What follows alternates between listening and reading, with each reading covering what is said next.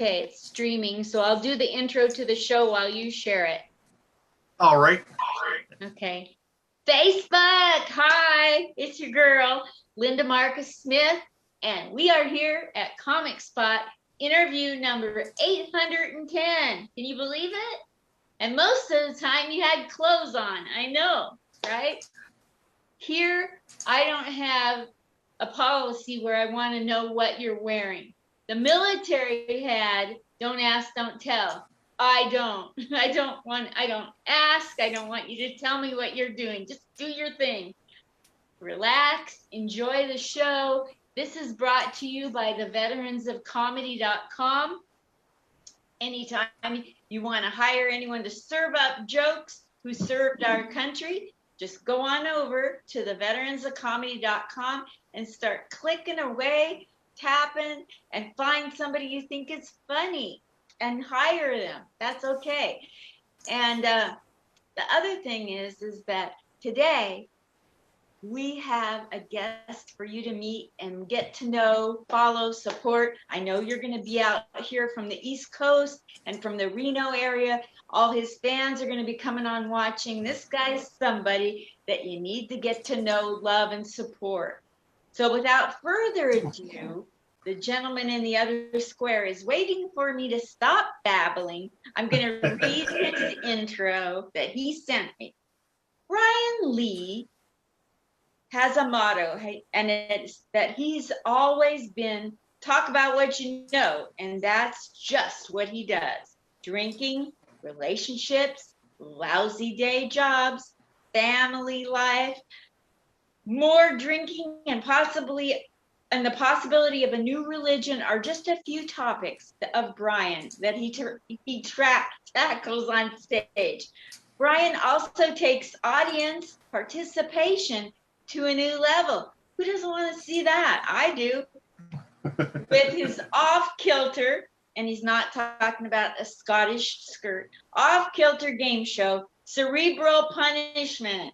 I want to hear about this. In addition to being a veteran, of the stage, he's also a veteran of the U.S. military.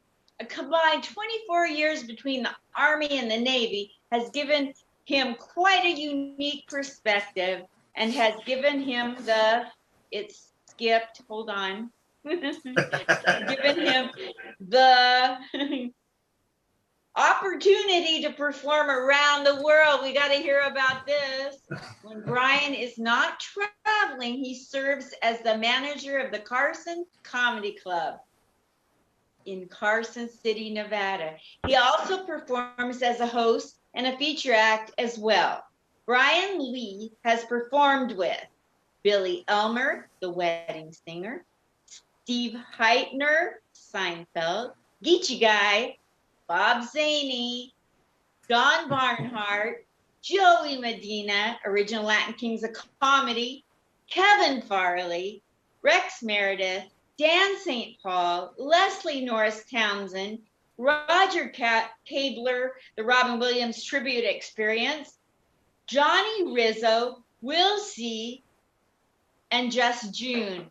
He has been around the comedy scene and around the world, 24 years combined in the Army and the Navy. Let's get to know him. What do you say? Let's give it up right now for your friend-to-be, Brian Lee. Woo! Hi, Brian. Thank you so much for having me. I really appreciate it. This is long time coming. I know we've talked so much, and I finally get to talk to you in person. This is as person it can be right now. So yes. This is great. And welcome to all your friends that are going to be looking at this. Thank you for getting the word out. You're the best promoter there ever was. I do try. Yes. Well, I like to start with the question of where were you when the pandemic hit? How's it been for you and your family and loved ones? It was. This was great because when the pandemic hit or when the world shut down, which one would you rather know? Yeah, the world shut down.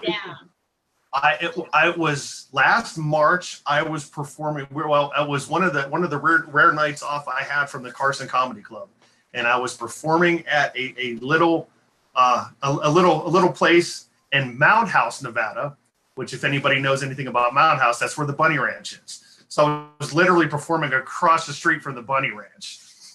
And we were worried about the turnout because of the snow. And because it actually started snowing that day. So it was, Friday the 13th, snow. The comedy club was going great. Everything was fine.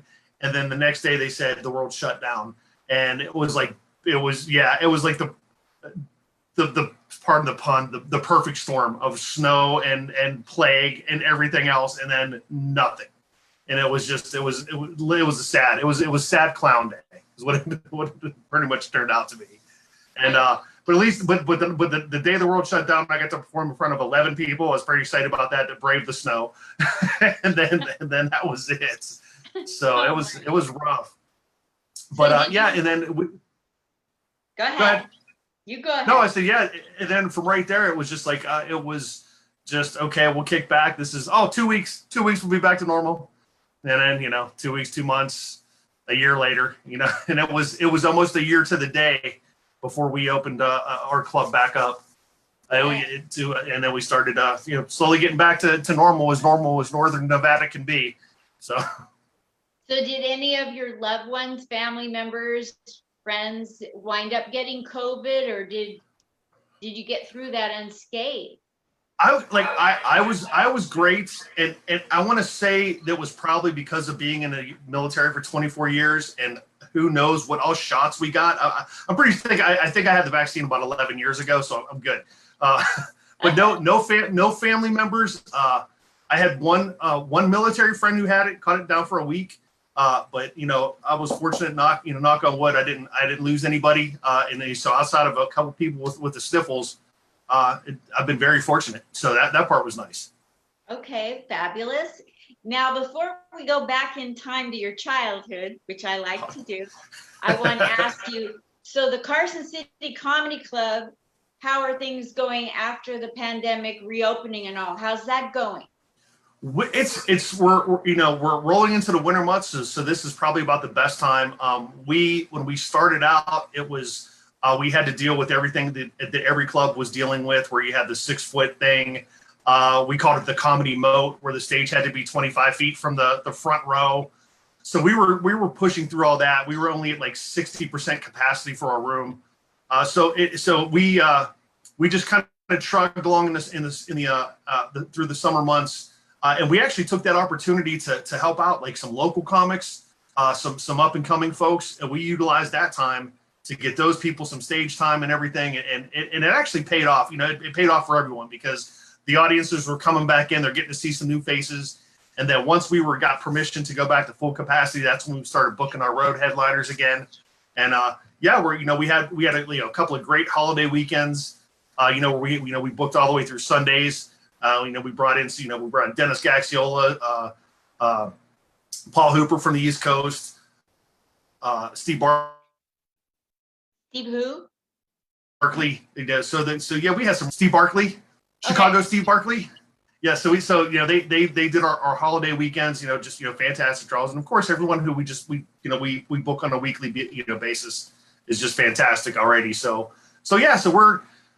we're almost back to where we need to be. It's there's still a little, some people are a little hesitant to come out, but for the most part, everybody's kind of over it and they're ready to get their lives back to normal. So true. So true. Well, let's go back in time. I love to go back to who you were growing up. I find that fascinating. So what is it that, who first recognized your comedy? When did it first come out in your life? I hate to say that, but it's kind of a funny story. No, this is how I have, my brother is 13 years older than me and my sister is 7 years older than me. So I basically, and of course, my age, like I grew up in the 70s Showtime. So that was my older brother and sister. And I kind of, I grew up a little bit faster because I was just around them. So I was with their friends and stuff. But my brother, I think where it started, my brother got the Steve Martin album, Let's Get Small. And I listened to it and I had the entire album memorized. And his friends would come over and he would make me do the routines because I had every single word memorized. I didn't know what half the jokes meant, but I knew that they got a response from people. And I never thought anything more about it other than the fact that like that was, I just knew I was kind of attracted to stand-up comedy, not ever dreaming I'd ever be in front of people, because that just never appealed to me. I just enjoyed the audience side of it. And so through those years, and then it was, watching the half-hour comedy hour on HBO, and I was an album guy. So I had, the vinyl of Richard Pryor and I had George Carlin's first album, Steve Martin, Let's Get Small, and Wild and Crazy Guy, and all that kind of stuff. And so I became really good at telling a joke and remembering a joke. But again, that's like, you're talking like 1940s, 50s comedy, like, oh, this would never translate. But then just through the years, I was like, you should be a comedian. You should be a comedian. And I'm like, well, yeah, it's that easy. You just, hey, I'm a comedian today, I mean, now, in 2021, that's all you have to say is, yes, I identify as a comedian. And, apparently you are, but I'm from the days. I'm from the days where you had to hustle, and, like when I got into the business, you had to shake hands and you had to deliver, thankfully I was past the video cassette day. But yeah, you had to go out and meet people and get jobs and stuff like that. It's not, it's not like it is today. But yeah, so the whole thing started over a Steve Martin vinyl album back in 1978. My goodness sakes. So would you say that Steve Martin was your biggest influence, or who's your favorite comic now as opposed to Steve Martin, if it is Steve Martin? Well, I mean, his stuff was so groundbreaking and so ahead of its time. And there was like a little something for everybody. I never stopped liking him, but of course, your taste kind of changes. I loved Andy Kaufman too, which, the whole, just the whole mindlessness of it was just so great to a little kid. It's like, wow, this guy is just, you don't realize I didn't realize the genius till I was older, but as a kid, I just enjoyed it. I thought it was really great stuff. But going through, like I said, I was a big fan of Carlin in his early years. And Bill Hicks was another one. Was a big Bill Hicks fan. It's totally underrated. More people need to go back and see that genius, work. And then as I got into the business, that was the Dave Attell, Mitch Hedberg days. That's about the time I started, and I was big fans of those guys. And I honestly, I couldn't say who my favorite is right now, but I just I'm still a sucker for the old, for the old timers. I've got to see, pretty much everyone I wanted to see live. And I hate to say this, all of my favorites I got to see live have passed away. Because I got to see Sam Kinison. I got to see Sam Kinison live. I got to see Carlin. I got to see John Panette. Just great. And it's just, and I got to see, Hedberg. And it's just so sad now. There's like all that, career waste, I'm not saying wasted, but it's not here for us to enjoy anymore. No, it's so true. The video stopped a little bit ago. I didn't want to interrupt you. There. Sorry about that. I just got the notice that it stopped. It's magic. It was doing that I didn't even notice it. And then when I did, I thought, I have to find a place to fit it in and tell you. So you grew up around watching, the comedy that you did. And then at some point in your life, did people come along and say, the stuff coming out of your mouth is pretty funny. You're good at delivering other people's stuff. Why don't you write your own stuff? How did going from observing, being attracted to being committed to it happen for you? Looking back now, I think when my early years in the military, I think that's where it started, where we would, we'd be in our little groups, we'd be in formation somewhere. And, I would always be the one who would say something under my breath that somebody else would hear and repeat it out loud and get in trouble for. And I was like, Oh, okay. So that was good. I got the laugh. You know, two people were moved, and I didn't get in trouble for this. I think there might be something here, and it just, you know, it just progressed over there. And being with such a great diverse group of people and being put into such crazy situations, you have to. Your sense of humor has to build to beat the monotony, beat whatever potential, you know, I don't want to, you know, depression or anxiety you might be having, and then just, you know, the camaraderie of just building stuff around your friend. I mean, I hate to say it, but I want to say I think it all came from insults. Just being able to like insult somebody at the drop of a hat, you know, but in a fun way, and then it just carried over. And then it was right about, I think it was 99 to right around 2000, as one of my really good friends, one of my longtime military friends, he was another guy. He always wanted to be a stand-up comic, and me and him just kind of gravitated towards each other. And he would always be like, "We need to do this. We need to do this." And I'm like, "Well, we just can't go. It's where are we going to go do this?" Again, this is 2000. You know, it's not like we could just get up and move to Los Angeles. We had to. We had to, you know, like we have jobs, you know, so we got to do this thing. And he kept harassing me, and then he played the card that got me. He's like, "We need to do two-man comedy, like a comedy team." And I'm like, "What do you mean?" He goes, "Like Martin and Lewis." And he knew that was dirty because I'm a big Dean Martin fan. And so he played to my weak spot. And I said, "Well, as long as I get to be Martin, I'm okay. I'm good with this." So we sat down and we wrote a couple like two-man sketch comedy routines. And I don't know how he did it, but he found a place that did open mics in Old Saybrook, Connecticut. And they did like on a Wednesday night. And he goes, "I got us signed up." And I'm like, "Oh, well, I told him I was going to do it, so I got to do it now." You know, it's like one of those things. And we go down to this open mic. We invited a bunch of our military friends. And we show up to this place, and there's it's like 15. This was like the grunge time, so like everybody thought there was Eddie Vedder. So it was just like there was 15 guys with guitars singing about how angst they are, and then hey, the comedy of Brian and Dave. You know, it was like, and we got up and we did like these two little sketches we wrote, and you know, of course, our friends were, you know, because they, you know, they just kind of dug it. You know, we're like, whatever, that's cool, we appreciate that. And we get done, we get off the stage, and I looked at my buddy and said, "You happy? Is it out of your system? We're good. We're done." And this gentleman comes walking over to us and he said, "Did you write that?" And we said, "Yeah, thank you." And he goes, "It was pretty funny." He goes, "If you practice that, how much time could you get out of that?" And I said, "Who are you?" And he goes, "I own the place and I bring comics in once a month. I want to know if you guys want to open for one." And we were just like, "What?" And it was just like right place, right time. Turns out this guy was a comic from the 70s. He used to travel with Flip Wilson. And he just, and he goes, "Well," he goes, "you can open for me." He goes, "I can't pay you because it's your first time, but you can drink for free." And I'm like, "We're in the Navy, sir. That is paying us." So it was, you know, and then it turns out that when the date that we were supposed to do this, my partner was deployed. So the guy goes, "Can you do 15 minutes by yourself?" And I'm like, I went from not wanting to do this at all to 15 minutes opening up for Johnny Rizzo.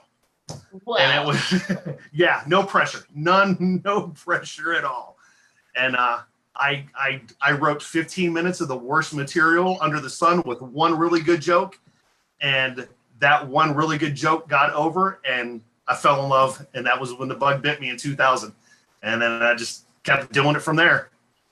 Wow. Let's talk about all of the people that you've been on stage with, worked around. That long list I listed off. My gosh. I've been very fortunate because of the Navy and being able to travel. So how it happened after I left Connecticut, I got stationed in of all places, my hometown in Pittsburgh, as a recruiter. And we had an improv in Pittsburgh. And they had an amateur contest, and I signed up. And the host of the contest was Billy Elber from the Wedding Singer. And in Pittsburgh, a lot of people don't realize how good of a hub Pittsburgh was for putting out great comedians. Billy Elmer, Billy Gardell, Steve Byrne, you know, that's just some of the guys. Frank Nicotero, just, you know, all those guys are coming out of Pittsburgh. So I got to work with Billy, and I kind of like he unofficially took me under his wing, and I got to I basically I cut my teeth. And then probably about the second year I was there, they opened like 3 towns over, they opened a Comedy Zone. And I got to the owner of the club, he had to be the host and he hated doing it. So I went down, I said, "Hey, I'm trying to get some stage time." He goes, "You can host every week, I don't care." So I got to work with like all these great people, and just so with the Comedy Zone. So like I pretty much I'm still friends with all those guys, and I everything I have in my career I owe to the Comedy Zone folks. Those guys are the best, and I got so much great advice and great friendships and the opportunity.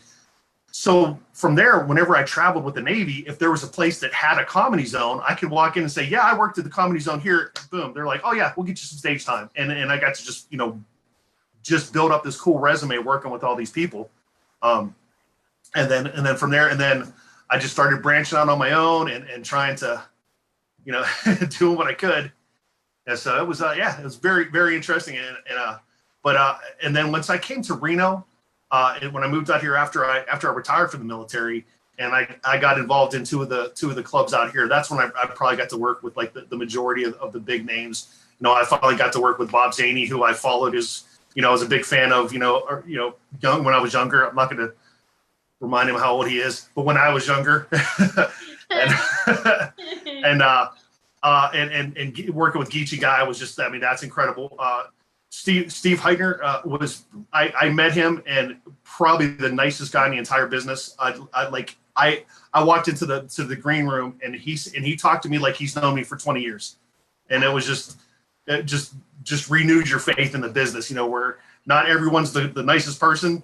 He literally is the nicest person, and it's, and if I don't know if you know what's going on with him, but, good blessings out to him and his family. Love him. He was going through some hard times, but again, he's just one of the greatest guys, and so underappreciated for how good of a person he really is. Wow. Let's talk about your military experience. Thank you so much for serving in the Army and the Navy for 24 years. What would you like to dredge up out of your past about it?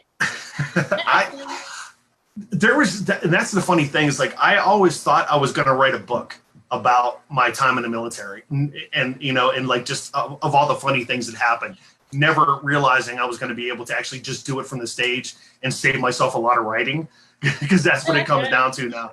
And it was literally like one of the first military jokes I ever wrote was because I joined the military 4 days before the first Desert Storm started. And that's what my joke is. I joined the military 4 days before Desert Storm started because apparently I couldn't read a paper. So, and that's how my career started by, it's like, yep, not paying attention to anything. led into 24 years of what I signed up again. I did what, it's like those kind of things. But honestly, if it wasn't, obviously I wouldn't be here talking to you right now if it wasn't for the military and for, getting to meet my friend Dave, who talked me into doing this, and having, getting the nerve to be on stage in front of people, because that's like one of the things, like at the beginning of my comedy career was also like it was the middle of my military career. And I was a recruiter. So I was up in front of people all the time, and I would run into these things where I would forget where I was. Like, I'm supposed to be telling these kids about, this great, opportunity with the military. And then I start talking about, drinking. And I'm like, oh, wait a minute. Oh, no, wait, that's my other job. I can't talk about that here. And they're like, no, go back to the drinking, sir. We want to know about that. I'm like, you can do that in the Navy too. It's a good time. So, but no, so yeah. Oh, sorry, go ahead. In your career as a comedian and as a military person, in each of those, your proudest moment in each? Oh, wow. Not to sound corny, but this what sticks out in my head the most. I got to graduate from 2 different boot camps. I got awards, at 2 different boot camps. And I had and my parents got to be there for both of them, and seeing their faces after they did everything under the sun to talk me out of joining the military, to going to like talking me out of getting out. To me, that's I said I've done like a lot of cool stuff and just like personal things, but being able to just to watch the pride on their faces And because it was funny, because when I graduated from boot camp the second time from the Navy, the they were called RDCs, Recruit Division Commanders. They came up to my parents after the ceremony, and they said to my parents, like, this is kind of old hat to you guys, right? You guys are used to coming to these ceremonies, and the parents like, yeah, I guess we do kind of do this a lot. And it's funny because they have each one of my pictures up in their living room of me in each uniforms. Anytime somebody comes to visit, they think they have twins in each branch of the service, and they're like, no, that's the same guy. He was just dumb enough to go to boot camp twice. So that's him. You know, it's pretty common that people serve in more than one branch of the service. So for those that aren't very familiar with military things, explain how and why that was something that you went through. So I'll try to make this a little bit shorter, but it was, yeah. So I did, I joined in 1990, 91. I'm trying to remember now. So I was in combat arms. I was, full-fledged frontline soldier, all that kind of stuff. After 4 years, blowing out both my knees, blowing out both my ankles, and realizing that I could just like drive heavy equipment and shoot stuff, I'm like, I think I need to do something that's going to make me a little bit more marketable if I ever decide to go back to the real world. And at the time, I had every intention of going back to the real world.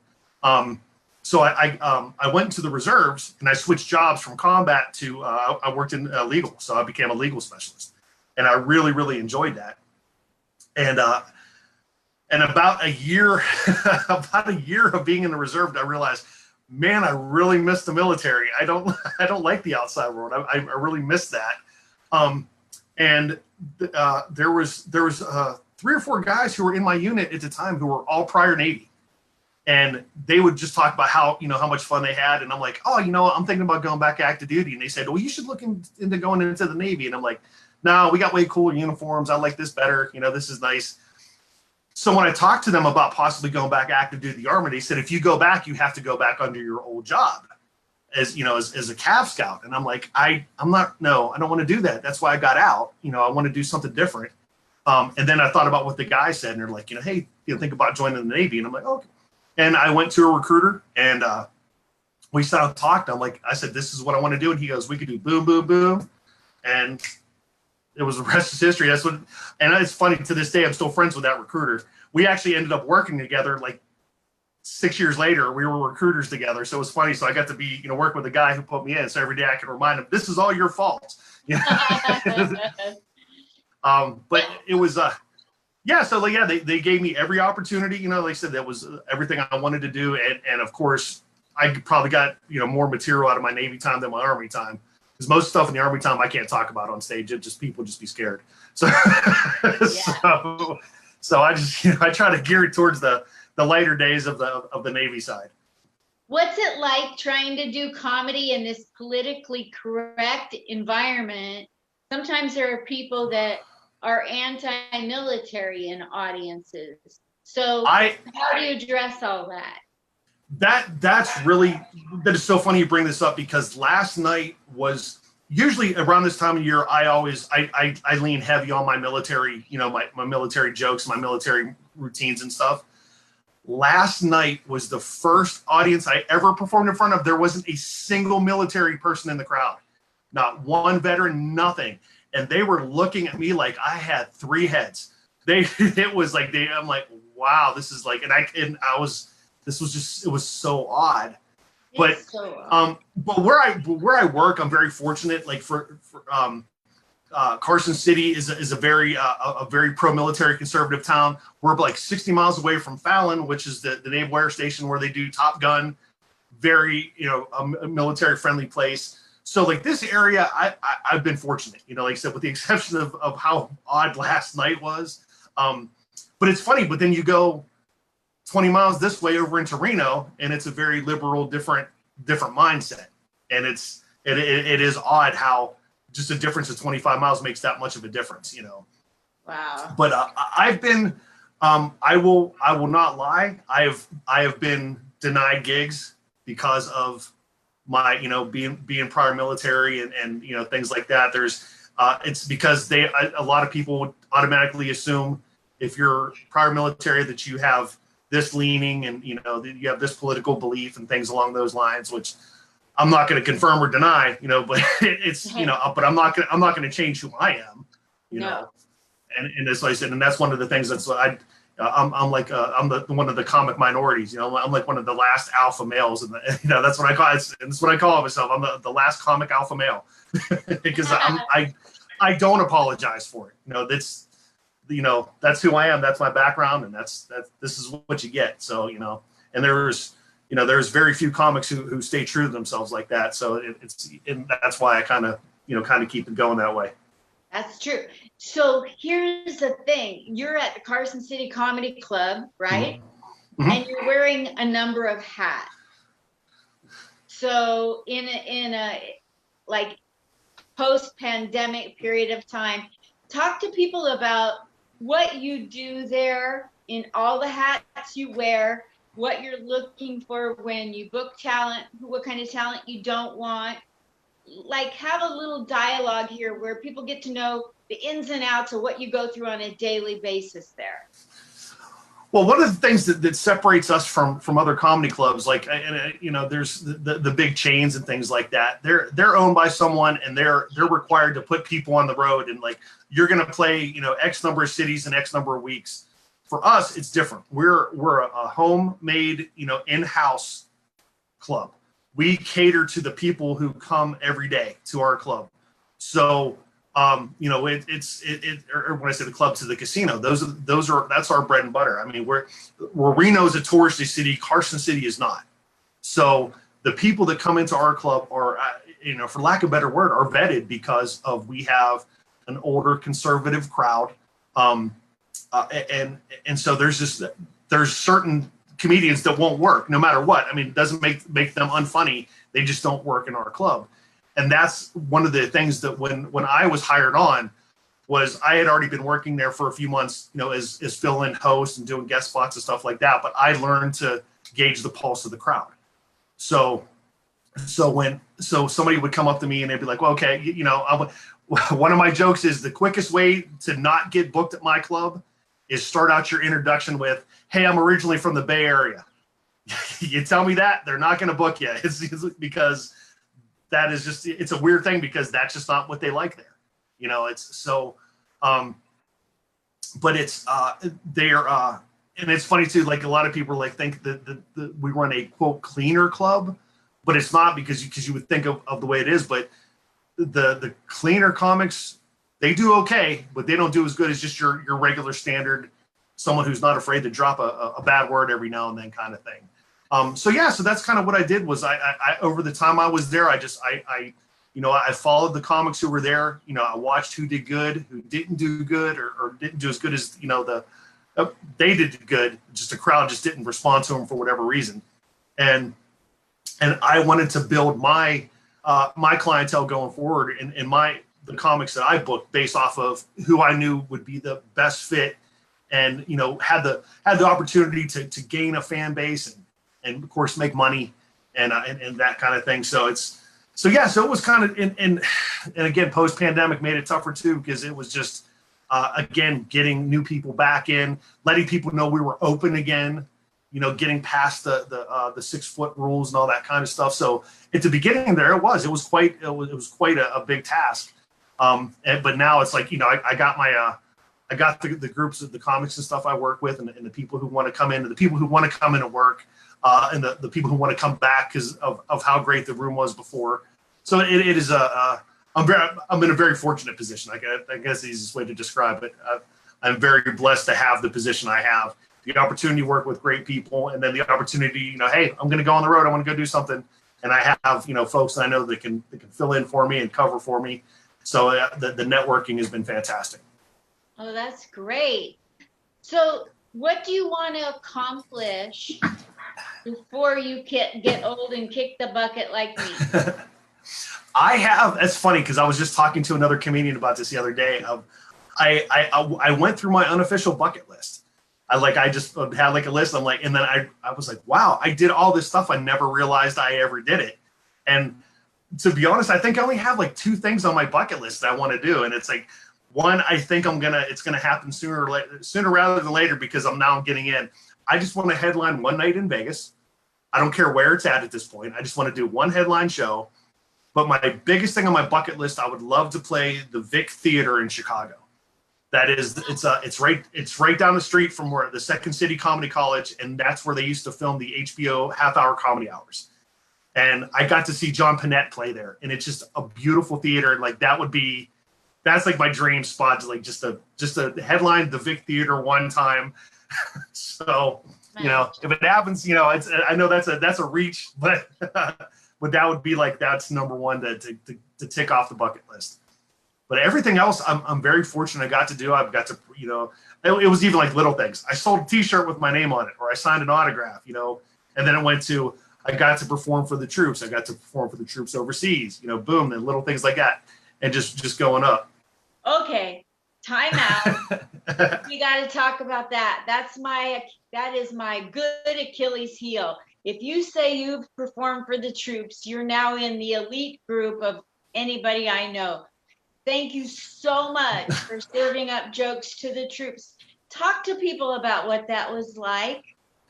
So this is where I think I separate myself from other comics, because I didn't do it for money. I did it for free. So I didn't jump on any USO tour or anything like that. When I was stationed overseas, my goal was like, okay, what can I do to break the monotony? So I was in England for 2 years, and there's a bunch of military bases over there. So I just got to work with some of the groups, like, hey, can you find us a place where we can put on something free for the, you know, for the sailors on the base and things like that. So, and it was fun, because then I got to perform in front of the British sailors and the British Air Force and everything. And it was, you know, we got to trade ideas about comedy and everything. And then I did a Middle East tour where I was on deployment in the Middle East, but I was able to cut out some time. And there was the R&R base is in Qatar, or Qatar, depending on how you want to say it. And that's where they send like a lot of people, like for like 4 or 5 days to unwind after, you know, running missions or whatever. So I was there for a short period of time, and I got to talking to the people who ran this entertainment center. Like, it's this just giant tent in the middle of the base, and that's like their little bar where you get your 2 beers a day. And I said, hey, you guys have the stage, can we do something? And I did. I got to perform in front of 2,000 people in a captive audience, and then that led to us putting together like a last comic standing thing. So we got to it got the other, like, some people from the different branches, like, they wanted to try their hands. So so it was, you know, something that they had not been able to do before. Like, they brought in their comics and stuff like that. But like, for me, I'm like, you know what? I'm not asking for money to do this. I just want to do it because I enjoy doing it. These are my friends, and I would want someone to be able to do this for me if they could, you know. So it was very fun, you know. And so everybody says, you know, what's your biggest audience? I'm like, yeah, I had like 2,000 once, and you know, they really couldn't go anywhere else. But I was the only show in town that night, so it kind of played off. That's so awesome. Well, one time I put together a show where I was doing a stand down in Vancouver, Washington. And there were 1,000 veterans in a parking lot on a dewy morning. I mean, you could barely see them in the parking lot because of the heavy dew and fog. Mm-hmm. And they said clean comedy. And this one local comic in Portland begged me to let him go on before me. So I let him go on. And it was supposed to be clean, politically correct. And first thing he said was, well, I know this isn't politically correct, but... Oh no. And the brass turned around and left, but the rest of the people stayed, but they didn't want nothing to do with that one. The exact same thing happened to us is when we were doing the last comic standing thing. They asked me, and they said, I need you to vet the comics that are going to be in this little contest. Now, they came through and they did some material, and I'm like, okay, yeah, you're good. So the final, we had like 5 people. But what we didn't know was there was a closed circuit television that ran around the base that ran to the TVs in all the barracks.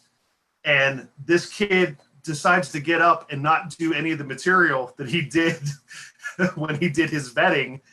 And he was hilarious, but he was just saying all the wrong things. And then the next day, the base commander called us wanting to know why he was watching this airman cuss on his television at 8 o'clock at night. And I'm like, I'm Navy, sir. That's Air Force. That's your fight, not mine. I have no say in that matter.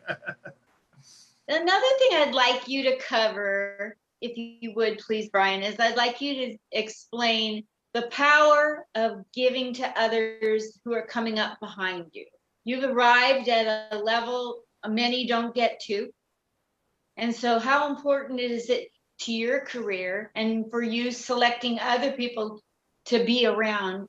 How often do you put value in other comedians and yourself helping others? You know, that is a big deal to me, and I'm really glad you asked me that. Where I come from on the East Coast, when I was talking earlier about working with Billy Elmer, he would do this thing, like we would do an open mic every Wednesday night in this little town in Bridgeville, Pennsylvania, right outside of Pittsburgh. And this one thing that sticks out in my head was this one night there were trouble with the sound. So we had nothing going on, so we were waiting while they were fixing the sound. So we're all sitting in this side room, and then Billy just starts going around going, you need to do this, and you need to do this, and you should do this, and boom, boom, you need to quit wearing that shirt on stage. It's just like weird stuff like that. And but like you see a lot of people they were offended by it, but I'm like, no, this is take it in. What's going to help.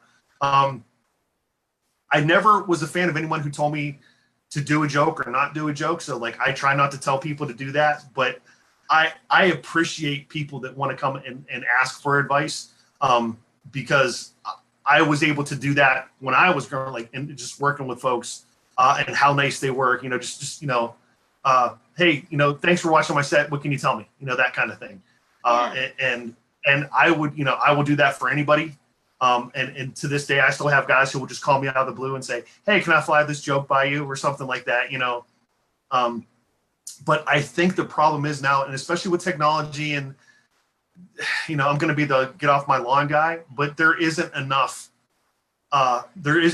interaction and talking with people. I mean, and I'm sure you did this. Were you ever part of writing groups and stuff? All the time. We're a bunch of, so yeah. It's that stuff doesn't happen anymore. There's no, it doesn't seem like Reno, and I'm if anybody from Reno's watching, they're going to get mad at me, but Reno is notorious for that, where they don't help each other, where it's like, what can I do for me? There's a place you can perform, but I'm not going to tell you about it because you're going to take my spot. For me, on the other hand, I'm like, oh yeah, no, go here. Oh, let me introduce you to this guy. Let me introduce you to this guy, And that's the way it was on the East Coast. Over here on the West Coast, it's not nearly like that. It was. I hate that. Yeah. But the wonderful lady who gave me your name, again, she's from that school, so she gets it, and Yeah. and so that's my a lot. And again, a lot of people today don't understand this. Rodney Dangerfield, that was his thing. He didn't hit big till he was 48 or 50. Is when he hit big in comedy, and then he spent how much of his career doing these young stand-up specials, and he launched all those careers for all these people, so that was, I'm never going to claim to be able to do that, but I would, but if someone comes up to me to advice, I'm never going to not give it, Yeah. So, or help out, but I'm not going to, again, I'm never going to be the one, no, don't use that joke, or I would say it this way, but if you ask me, I'll tell you. Exactly. I like to give advice only if they ask for it. And then I say, can you handle the truth? Yeah. They ask, but sometimes they're just like, how's the weather? It's not, they don't really want to know, but I make them stop and think about it before I answer. No, one of the best pieces of advice I ever got, and this was that was one of going to be my next question. This is so funny. I was working. It was probably my second year of comedy. I was working at I was hosting at the Comedy Zone in St. Clairsville, Ohio, and a comedian by the name of R. Bruce was performing. Very funny musician. He did TV commercials and stuff. Just a great guy. And after the show was over, we were just sitting there talking after the show because we had this crazy incident that happened during the show. but we were talking about it afterwards, and I said, hey, I appreciate it, and I do asking, if you have any advice, please let me know. And he goes, keep your day job. And I was crushed. I was like, wow, man. I'm like, I said, I've only been doing comedy for two years. I'm new. And he goes, no. He goes, you're in the military. I'm like, yeah. He goes, so you don't rely on this to pay the bills, do you? And I said, no, not at all. He goes, you're doing this. You have fun. You make a couple of bucks and you have no reliability on this. I'm like, no. He goes, yeah, keep your day job. You're doing this. He goes, when it becomes work, then it's not fun anymore. He goes, so if you can keep doing this and it keeps being fun, keep doing it. And I was like, that was like the coolest. I'm like, oh, now that is. And so the fact that I was able to do it the whole time I was in the military, that it was like, yeah, I was keeping my day job. Didn't have to. I could just write and have fun and not worry about things, But at the time, like I didn't, like I said, I didn't use my real name, so I didn't want it tied to my military thing. I didn't do any political material. I didn't do any military material. I saved all that until after I retired.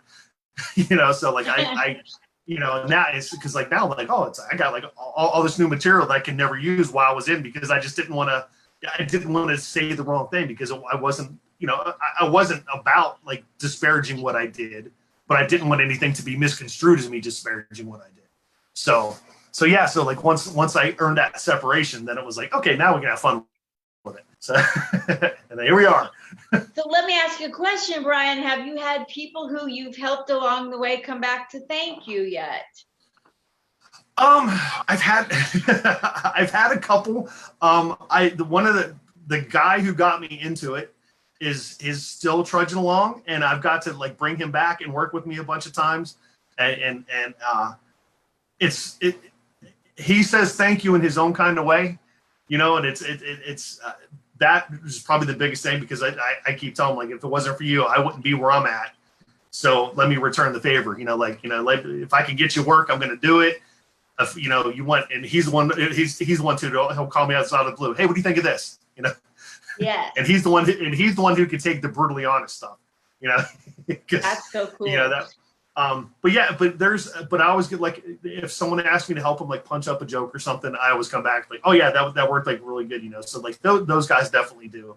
But there's, I don't say it's as much of a thank you as it's just as much as just like a mutual admiration at that point. It's like, hey, I appreciate what you do, And I've joked with people too. I'm like, dude, I want to buy that joke off you. I like that. That's so funny. Let me have that joke. I will pay you for it. It's like, so like that's my way of doing that. We've done that back and forth. Or same with Dave. It's like I wrote a joke for him. I'm like, here, use this joke.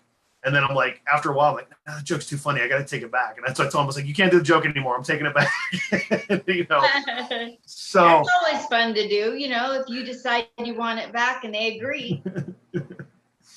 So yeah, so I've been, like I said, I've been very fortunate with the majority of the people I worked with. I've run into very, very few people that I wouldn't trust or have any issues with. For the most part, it's like it's a very good community, especially in this area. And as I said, I've been very lucky so far. I'd like to have you cover the word ethics. Like, how you strike me as an ethical, straight shooter, and sometimes that's lacking in the comedy world. So you've been around, you've been on both sides of the booking and the getting booked. So how important is it for you to be that person who does things ethically? I think a lot of that comes from my military time. From my time in the military, like I always said, like I'm a stickler for policy. I'm a stickler for rules. It's really hard to have rules in the comedy business per se. It's when it comes like ethics, things about like stealing material and stealing jokes and stuff like that. That's an issue with me. I've had material and intellectual property stolen before. And it's been a bother to me. If I have ever like done like, I'll tell you what the story. I had a gentleman where I do this one joke. I've been doing this joke probably for 17 years. It's one of my favorite jokes. And I did the show. I did a show in Vegas a couple years ago where I did the show, and I did the joke, and I came back off stage, and this guy goes, "Would you like some unsolicited advice?" And I'm like, "Not really, but go ahead." And he said, "Well, you know that joke you did?" He goes, I've heard that joke before, so I don't really think you should be doing it." And I said, "Oh, that's interesting." I said, how long have you been doing comedy?" And he's like, "Well, I've been doing comedy for 5 years." And I said, "Oh, that's interesting. I've been doing it for 19, so you probably heard it from me." I said, "So yeah, it's my joke. So if you heard it, somebody took it from me within the past 19 years, but you're going to tell me in your 5 years of experience, you're going to lecture me about ethics." I'm like, "Yeah, we need to slow down." Again, and that goes back to your previous question about know who you work with, what is their background, what have they done. If another comic I worked with, he had the greatest line. He goes, "Everything funny in the world has already been said. It's up to us to find a different way to say it." And I think that that just is such a wonderful way to put things into perspective, because how many times you hear something, you're like, "Oh man, that sounds like a joke I heard before." But it's just great minds think alike. You have a mindset, but that definitely automatically doesn't make you a joke stealer or whatever, And if you do something and you do find out, "Oh yeah, that's been done before," you figure out a way to work yourself out of that, or same deal. Like when I talked to the guy about the jokes, like I would love to see, it'd be easy for me to take this guy's joke and go do it on the East Coast somewhere where nobody knows who this guy is. Or I could say, "Hey, I like that joke. Can I use it?" Or I would like to buy that joke off you if you don't care. That's always been my mindset. I don't want to be the one being accused of that stuff. Yes. Can you hit your video button? It froze. Oh no. Let's see if I can get it to work. How about now? Not yet. Is it showing me? So weird, no. I'm going to stop the video and then I'm going to ask it to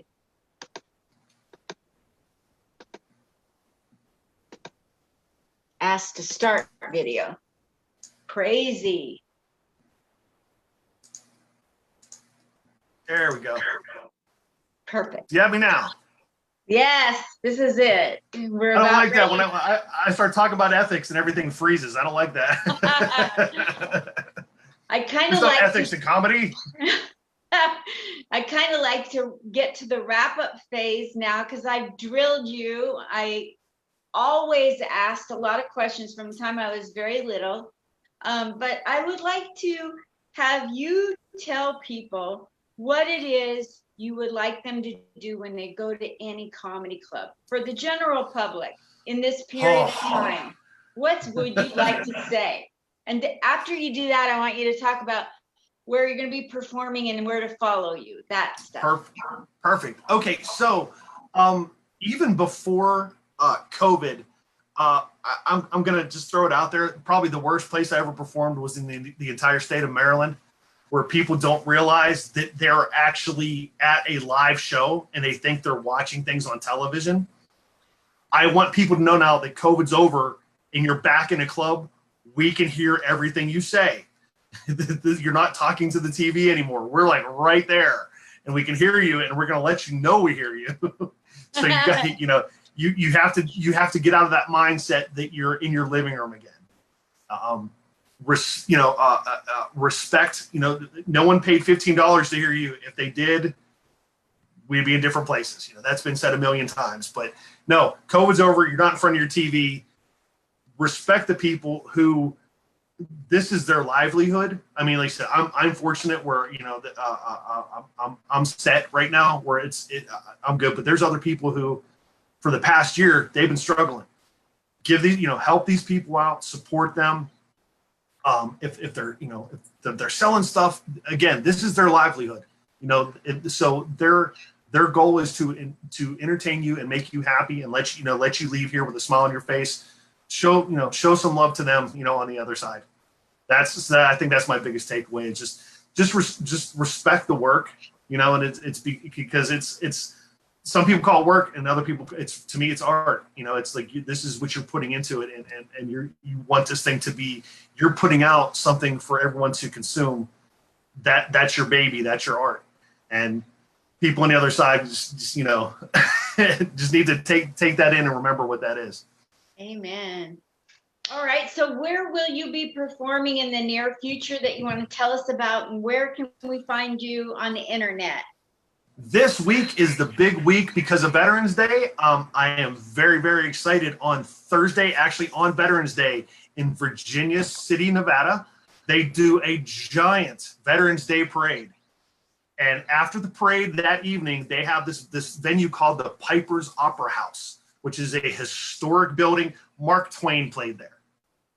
Mark Twain was a big Virginia City guy. Mark Twain performed on this stage. I am the only comedian. Well, I was the first comedian that had performed there in the past 30 years. And it was very awesome. And then they invited us back. So it's going to be myself and another veteran comedian, Mike Betancourt. We're going to be doing a Veterans Day show, just for everyone who sticks around afterwards. Tickets for that can be on, you can get those tickets on Eventbrite. If you just do a Veterans Day comedy show, I think we're the only one that pops up on Eventbrite. So again, it's a historic town, and it's a historic venue. And it's just a beautiful ballroom. Just go back. It's got the big horseshoe upper stage, and there's box seats on the sides and everything. It's such a cool venue. I just got goosebumps thinking about how cool this venue is. It's probably haunted. I'm sure it's haunted. So it's like one of those cool places. So everything else in Virginia City is.